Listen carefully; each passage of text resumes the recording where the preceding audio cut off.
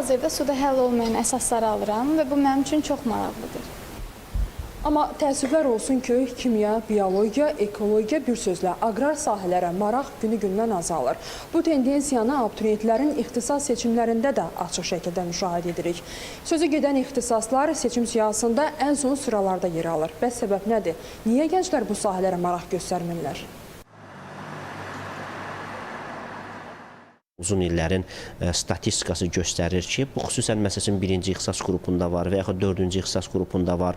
Kənd təsərrüfatı ixtisaslarıdır, sonra müəyyən o aqronomluqdur deyək ki, müəyyən mühəndislik sahələridir ki, baxmayaraq ki, onlar gələcəkdə yaxşı peşə sahibi ola bilərlər abituriyentlər. Onların əmək bazarlarında özlərinə iş tapma imkanları daha yaxşı ola bilər. Ancaq nədənsə həmin ixtisasları öz ərizələrində göstərmirlər. Ona görə də Dövlət İmtahan Mərkəzi tərəfindən əvvəlcədən həmin ixtisaslar üzrə müsabiqə şərti daha aşağı müəyyən olunur. Yəni minimal olaraq 150 bal toplamalıdır hər iki mərhələnin cəminə görə.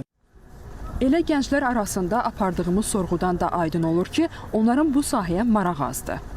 İxtisas seçimlərinin kodlaşdırmasında, yəni bu sahəyə nəzər yetirmişdim, lakin bu sahəni ölkəmizdə tələbat az olduğu üçün digər sahələri seçməkdə üstünlük vermişdim. 3-cü kursam, biologiya ixtisasında oxuyuram və çox güman gələcəkdə də belə botanika üzrə getmək istəyirəm. Düşünürəm ki, mən bu sahəni seçməzdim. Həm maddiyyat cəhətdən, həm də inkişaf cəhətdən bu sahə mənə sərf eləməzdi, daha başqa sahələrə yönələrdim. Nəzərə almaq lazımdır ki, qeyri-neft sektorunda aqrar sahə prioritetlərdəndir. Bağçılıq, üzümçülük, tərəvətçilik sahələri üzrə vakant yerlər mövcuddur. Məşğulluq agentliyinə isə təkcə bu ilin ötən dövründə 80-ə yaxın müraciət olub.